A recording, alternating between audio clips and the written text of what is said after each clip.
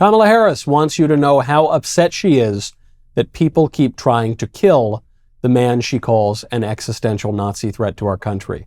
I am deeply disturbed, she writes, by the possible assassination attempt of former President Trump today. As we gather the facts, I will be clear. I condemn political violence. We all must do our part to ensure that this incident does not lead to more violence. Why? Why is she disturbed? Because it failed? Why? If she's deeply disturbed by the near assassination of a man she believes poses an existential threat to our country, then she's completely unfit to be president. She could never possibly keep us safe. If, on the other hand, she's deeply disturbed because she knows that Trump is not really an existential threat, then she's completely unfit to be president because she's so personally ambitious and dishonest that she would justify and inspire her opponent's murder. Why exactly is Kamala Harris disturbed? And why aren't more people disturbed by her? I'm Michael Knowles. This is The Michael Knowles Show.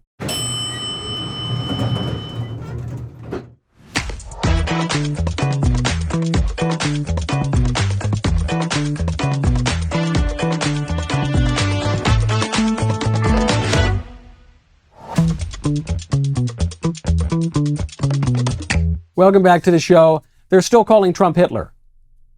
Lots of libs, some gal on MSNBC, the libs are still calling him Hitler, which we'll get to in 1 second. First, though, this really ties in with a thesis that I advanced in my magnum opus now 7 years ago, a book endorsed by President Donald John Trump as a great book for your reading enjoyment. That would be Reasons to Vote for Democrats, a comprehensive guide. 266 blank pages, a #1 national bestseller, the book that continues to sell oodles and oodles of copies, an important work to give to your Democrat friends and family members before the election, at Christmas time, really at any time of the year. Give your family the gift of knowledge.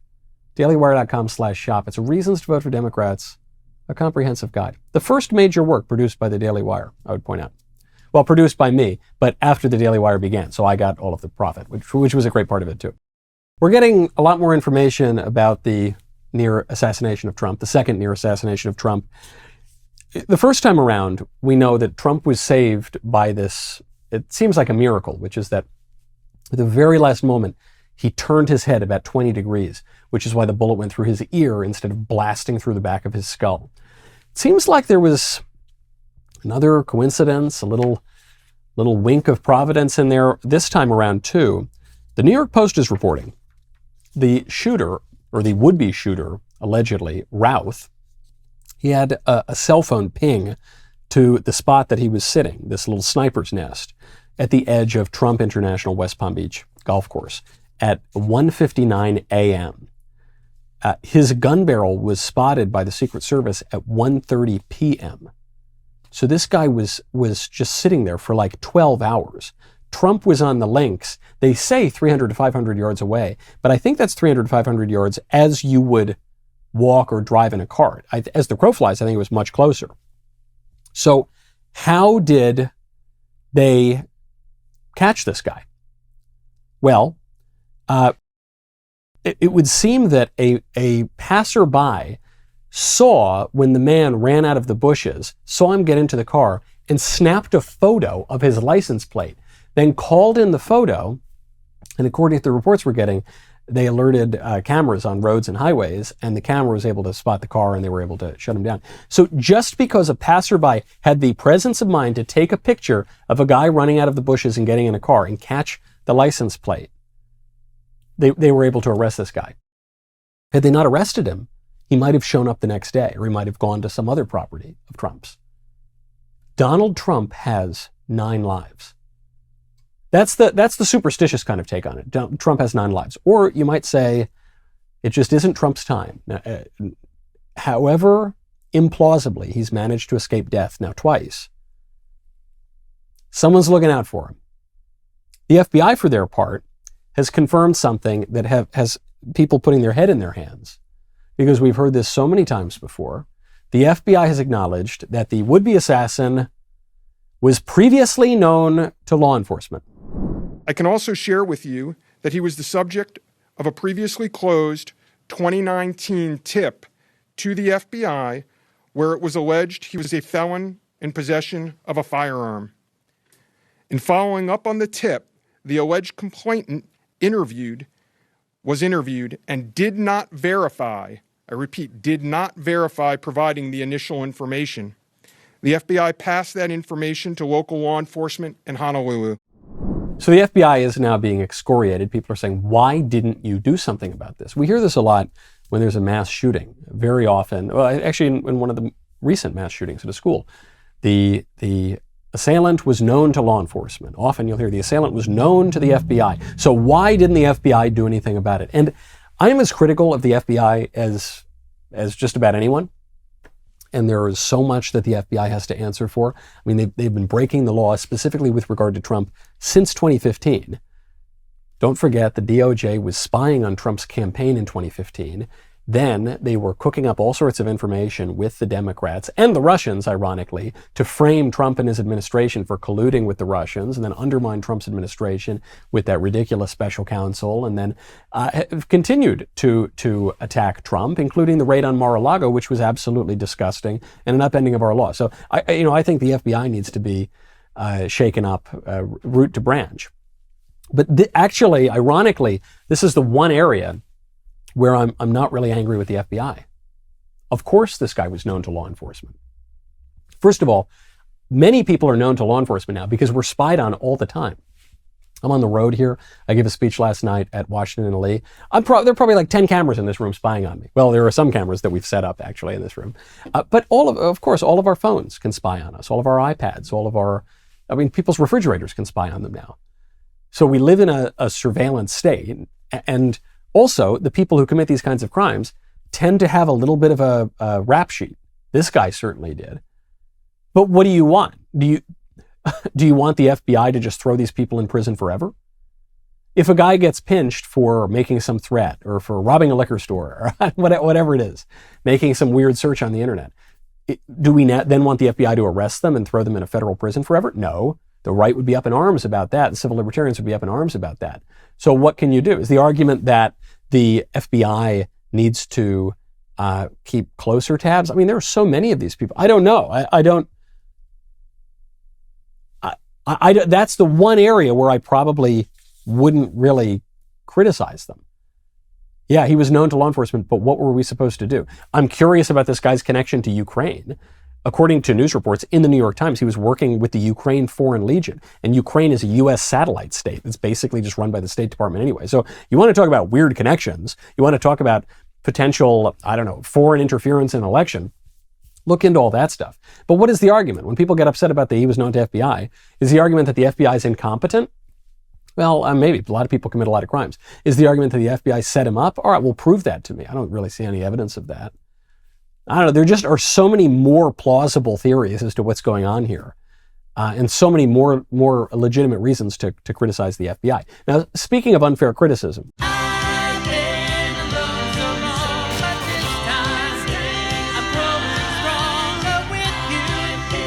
what does it say about what we worship? What does it say about how we view ourselves? Really strange. Now, when your organization is all helter-skelter, you should get it in order. You should check out Ramp. Go to ramp.com/Knowles. Managing your business finances can feel like trying to balance the federal budget. It's a nightmare. Unlike our friends in Washington, you actually have to make the numbers work. Are you feeling trapped by finance software that's just as useful as a paperweight in a windstorm? Well, you should sell all of your debt to China like they do in Washington. No, I'm kidding. You can't do that. That's not a good idea. Which means if you want to ramp up your financial game, you got to check out Ramp. Ramp is a corporate card and spend management software designed to help you save time and put money back in your pocket. First off, Ramp gives you control like you wouldn't believe. We're talking issuing cards to every single employee, but with limits and restrictions that you set. Expense reporting, automated. No more wasting time at the end of every month trying to piece together who spent what. Now, we got to talk about the accounting side. Ramp software automatically collects receipts and categorizes your expenses in real time. It's super easy to use. Even I can use it, whether you got 5 employees or 5,000. Right now, you get $250 when you join Ramp. Go to ramp.com/Knowles, ramp.com/Knowles. That is ramp.com/Knowles. Cards issued by Sutton Bank and Celtic Bank members FDIC. Terms and conditions apply. Charlamagne, the radio host, is fuming. He has a very popular radio show, The Breakfast Club, and he's fuming because Joe Biden, a few days ago, at a fire station in Pennsylvania, put on a Trump hat. One of the fire guys, he gave him a Harris hat, and he took the guy's Trump hat and he put it on, and it was actually a very charming human moment. Charlamagne, furious. And President Biden not only wore it, he took a picture in it. Now that picture is all over social media. It's going to be in TV commercials, digital ads. Donald Trump's campaign immediately, as you heard in the news report, thanked Joe for the support. Another post from them said, Kamala did so bad in last night's debate, Joe Biden put on a Trump hat. This is why you got to keep Joe Biden in the basement. Brutal attack on Biden by Mr. Charlamagne.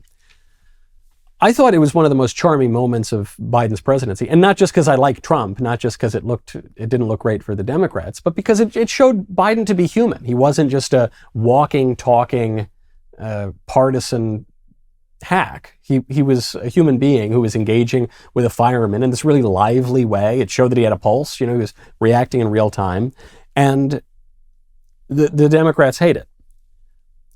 This, to me, shows also the state of play between Biden and Kamala, because it was a really charming moment, and also, I think Biden knew what he was doing.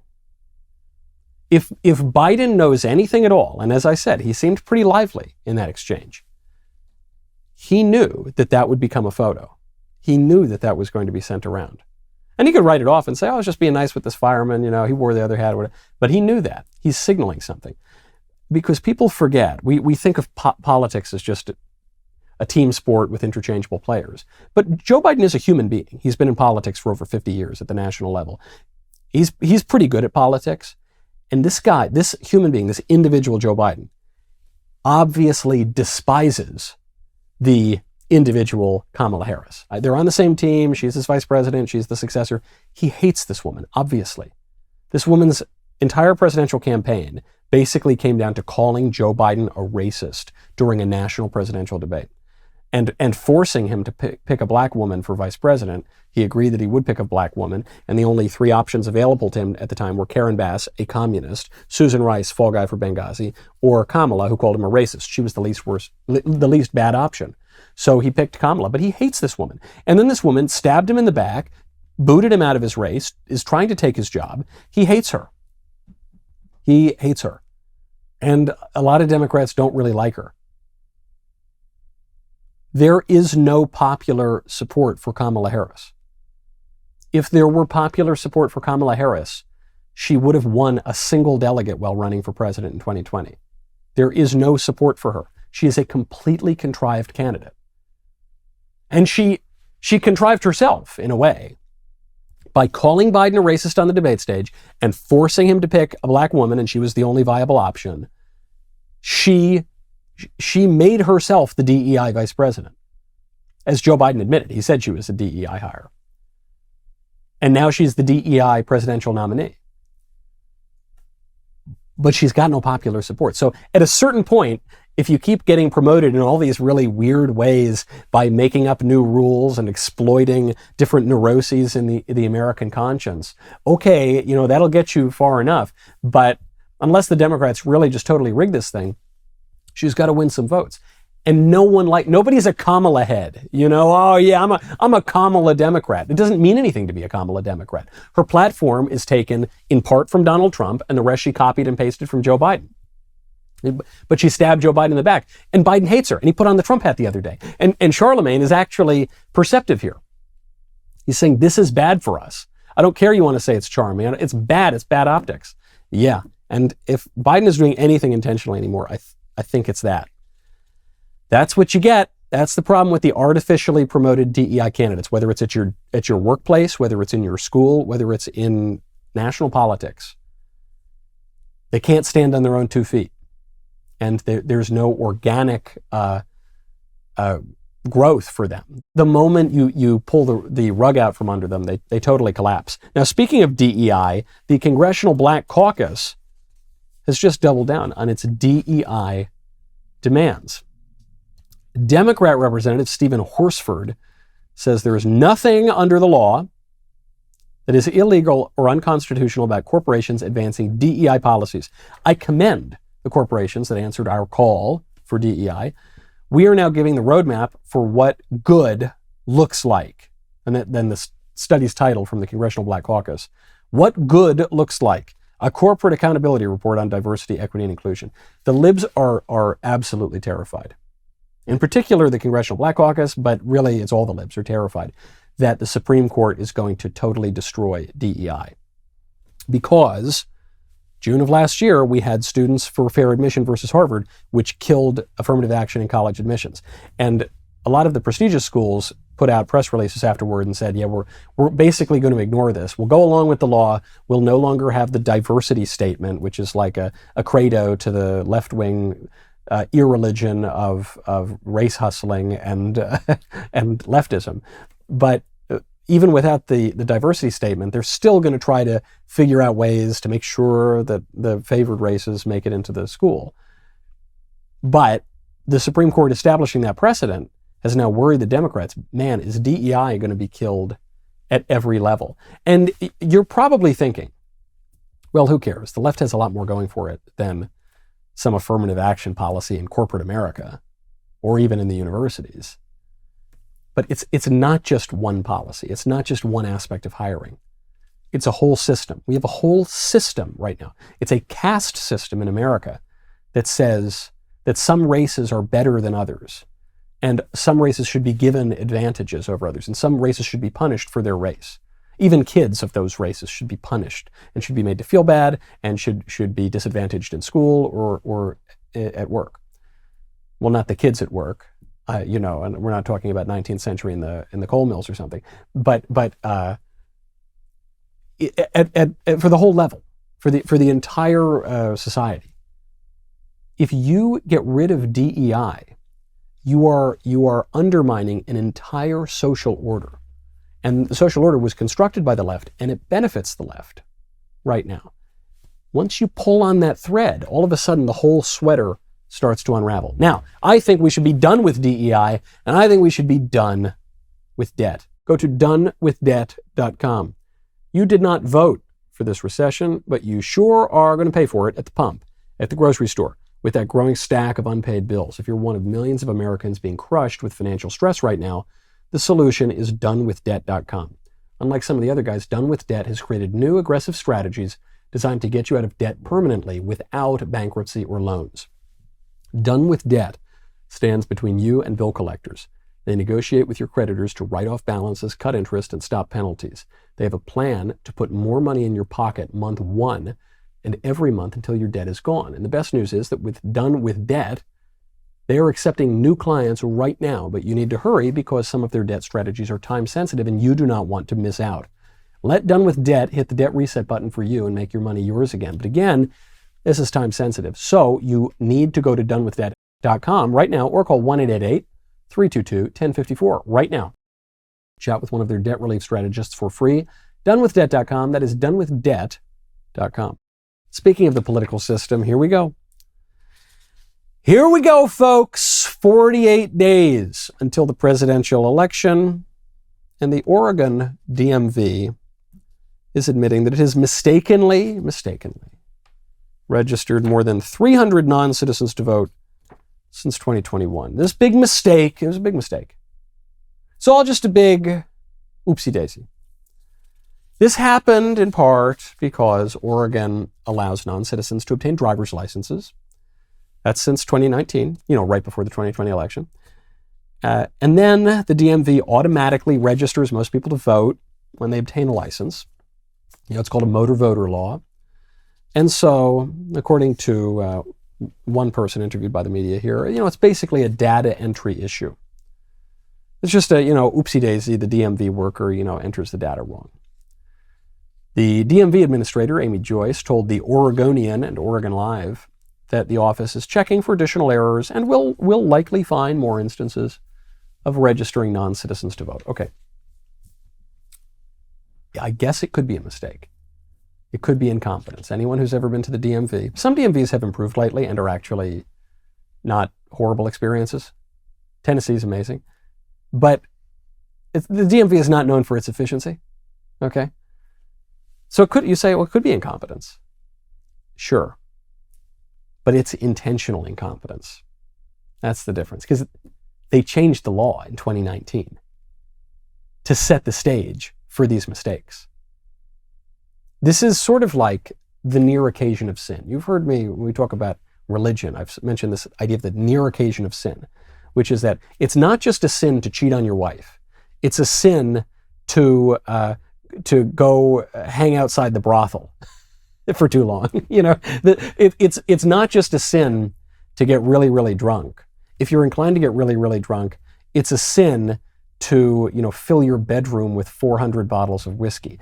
If you are putting yourself in a situation that is going to really severely tempt you to commit a sin, if it's going to make it much more likely that you commit a sin, that in itself is a sin. That's what's going on here at the Oregon DMV. Yeah, maybe it was an honest mistake that they register these non-citizens to vote. Maybe it wasn't too. But sure, in some cases, let's say it was.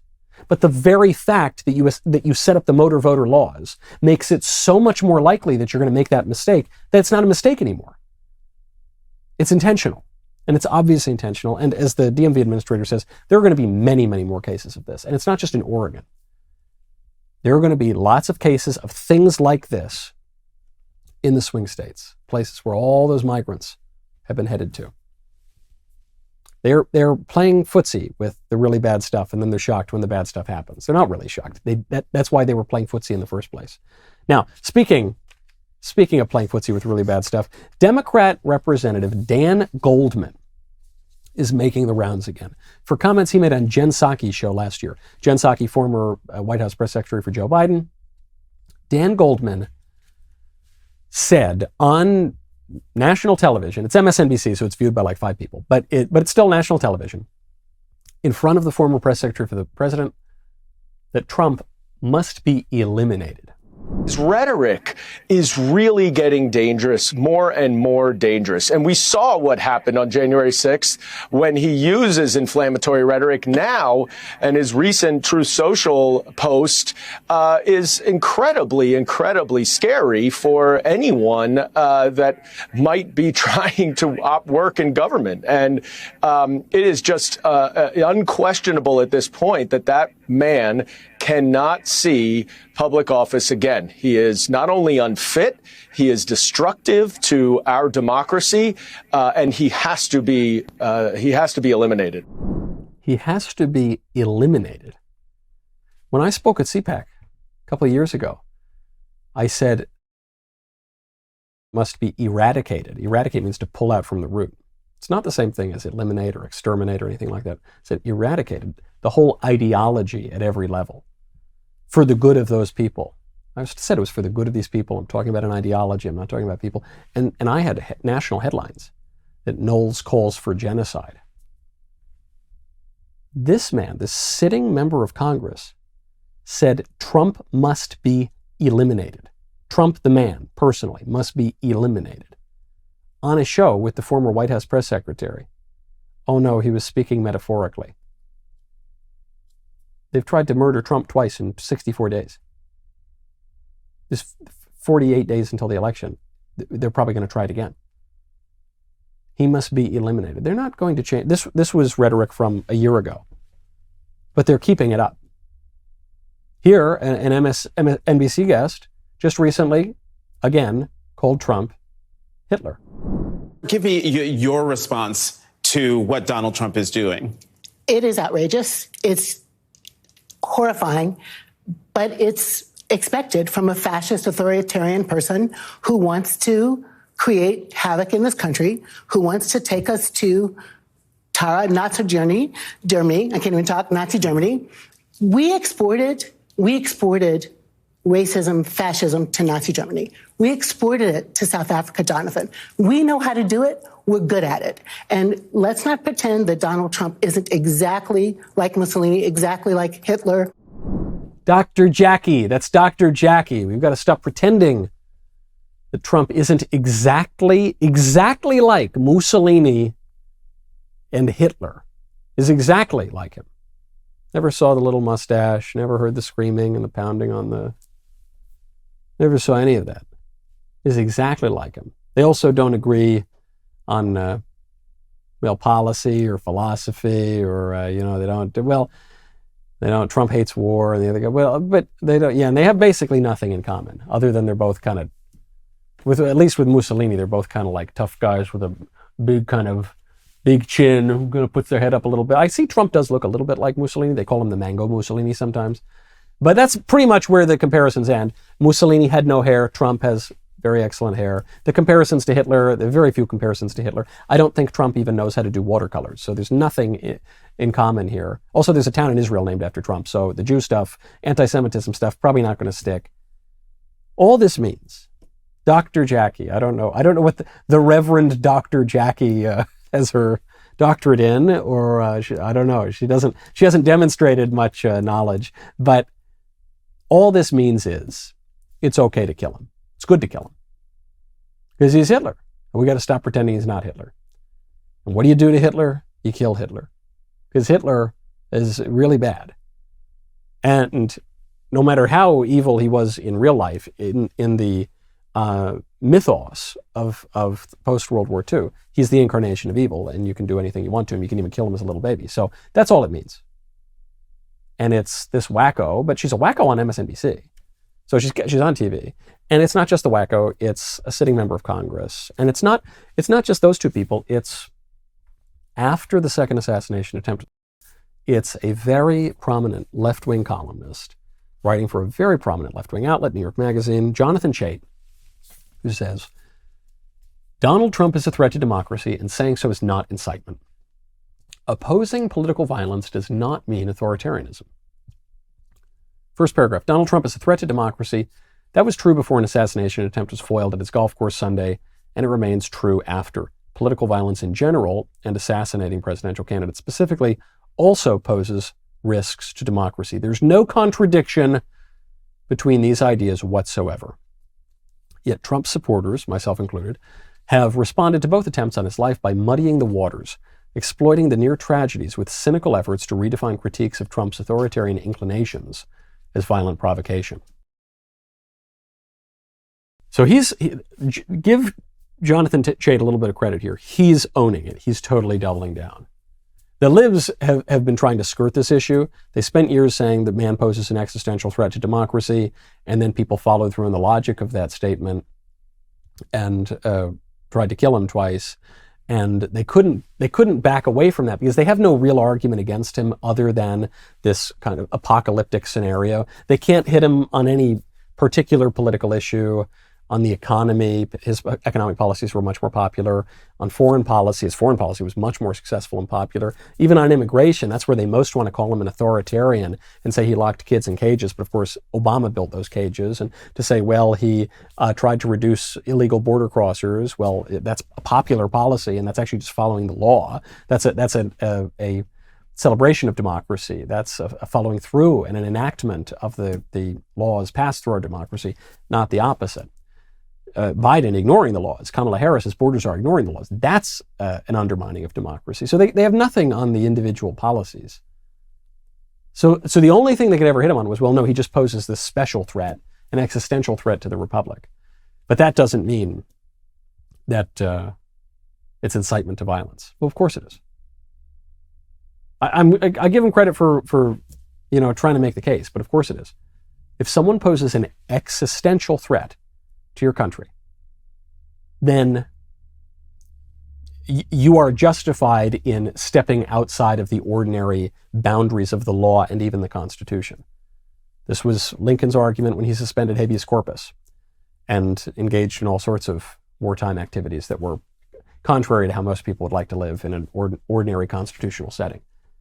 And the reason for that is the law and the Constitution, even the highest civil law, is there to serve the country. But if there's an existential threat to the country, then you got to take care of the threat. That takes priority. It takes precedence over the Constitution and the law. And if something's existential, that means life or death. And so if the only way to stop this guy is to kill him, then the people who make that argument are justifying killing him. And maybe they can try some lesser measure.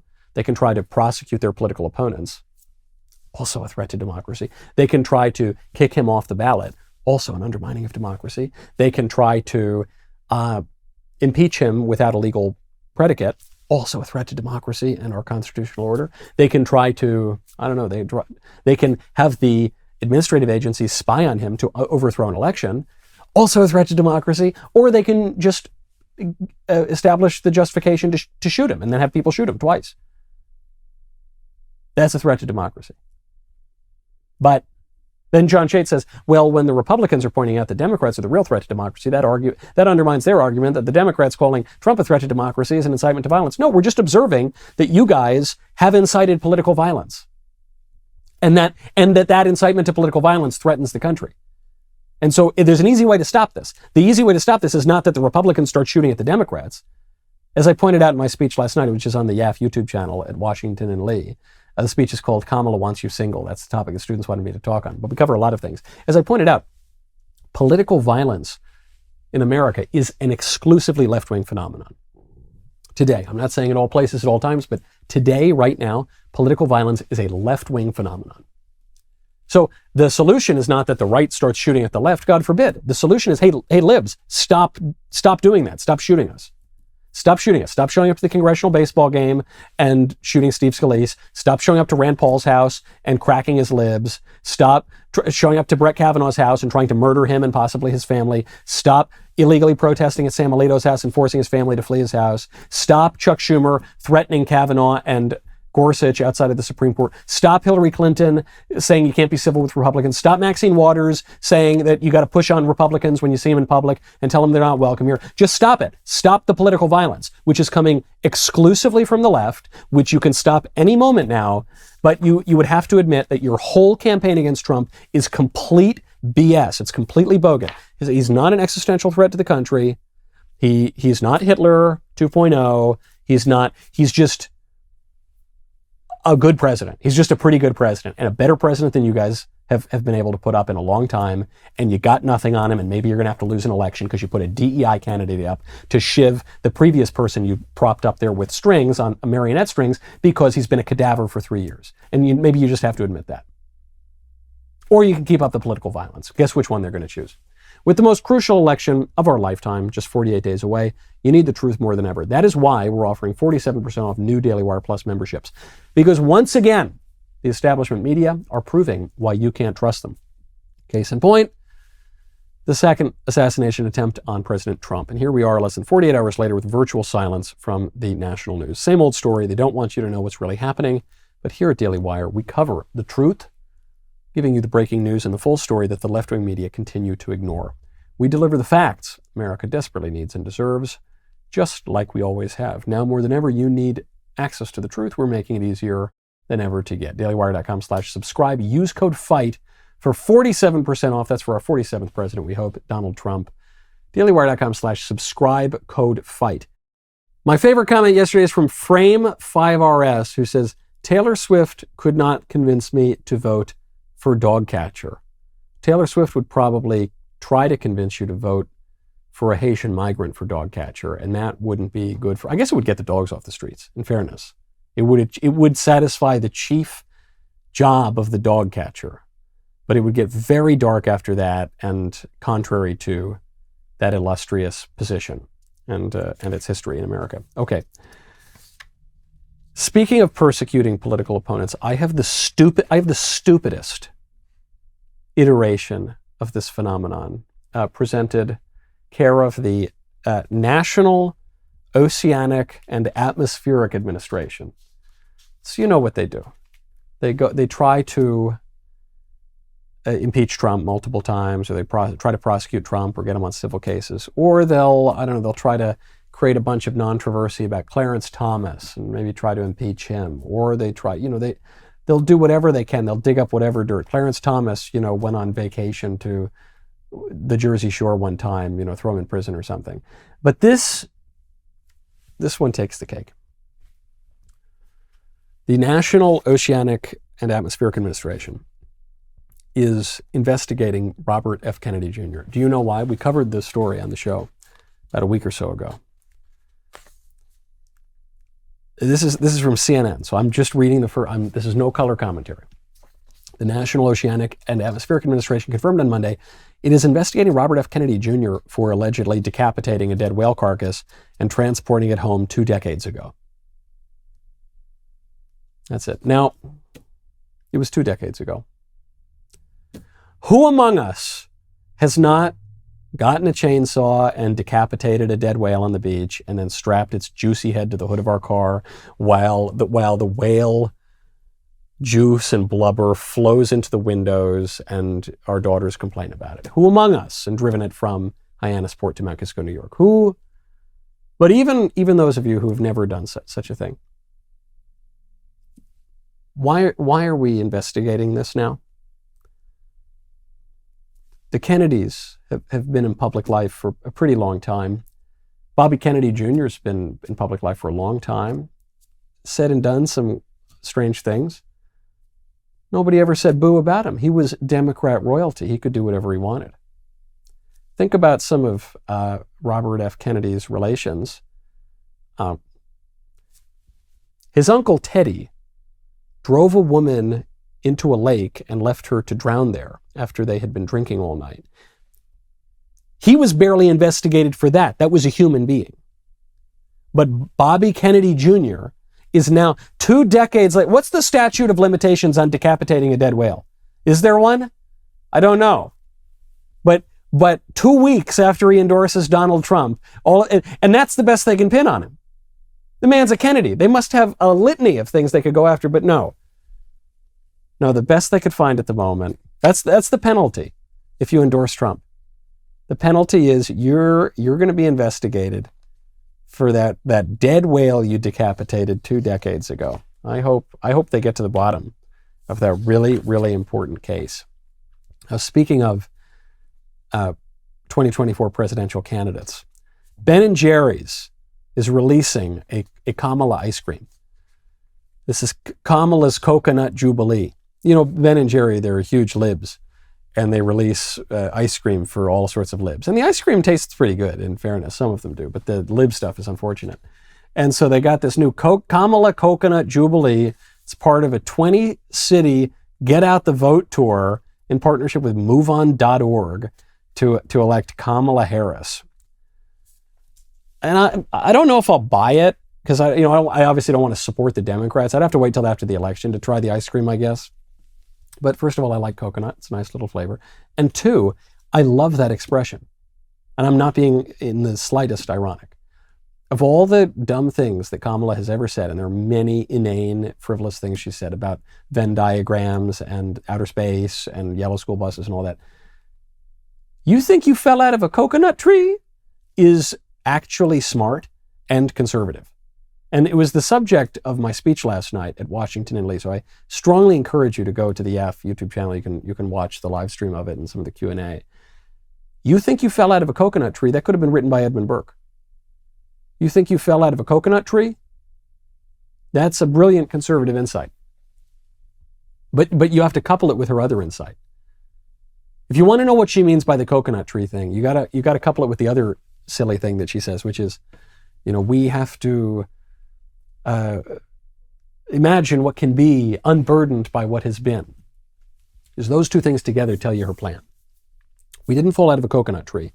We were, what's the alternative to that? We were born into a family. The family is the immediate circumstance of our birth. And the slightly removed circumstance of our birth is our extended family. And that's across space, but also across time, across the generations. And it's our community, our local community with our local traditions. And that's what we're born into. We're the product of all that we are and all that we live in and what came before us. And also, she wants us to forget all of that. She wants to ignore all of that. She wants to destroy all of that so that we can be unburdened by what has been. This is a call to attack local community, local traditions, and especially the family. And if you think I'm reading too deeply into it, I don't know if Kamala Harris is conscious of that point. I don't think she's conscious of very much of anything, but that is the meaning of what she's saying. We didn't fall out of a coconut tree. We're born into a family and into certain historical and political circumstances, and that's bad. and we should be unburdened of our families, and we should be and so is it any surprise that the running mate that she picked is this creep from Minnesota who told kids who were dealing with sexual to leave their families and go to Minnesota, the windowless white van of the Midwest? Is it any surprise that Kamala Harris supports killing babies up until the moment of birth? She wouldn't even weigh in on the post-birth abortions that take place in her running mate state, and that other prominent Democrats, including Virginia Governor Ralph Northam, have openly talked about and advocated. Randy Cuomo in New York, or many, many other Democrats. And it also means transing the kids who survive, and it also means abolishing the meaning of marriage in our law and pretending that, you know, marriage can mean any number of unions, which it obviously does not, and so effectively destroying marriage. And it means encouraging divorce for the people who do get married, and it means just an outright assault on the family. That's what it's about.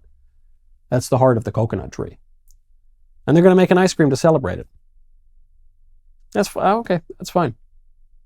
That's fine. It's the most profound thing she's ever said. And I bet the ice cream will taste pretty good. Not good. It won't be good for our country. But I will probably try the ice cream after the election. Okay. There's no member block today because I'm on the road in Lexington, Virginia. The city that sleeps, they call it. No, I had a lovely time last night at speaking, and then we had a wonderful little after speech dinner at a great local cigar bar. A wonderful time was had by all, but that's why I'm not doing a member block, because we got to hit the road. I'm giving one more speech and I'm coming back home. I'll see you in the studio tomorrow. I'm Michael Knowles. This is the Michael Knowles Show. See you then.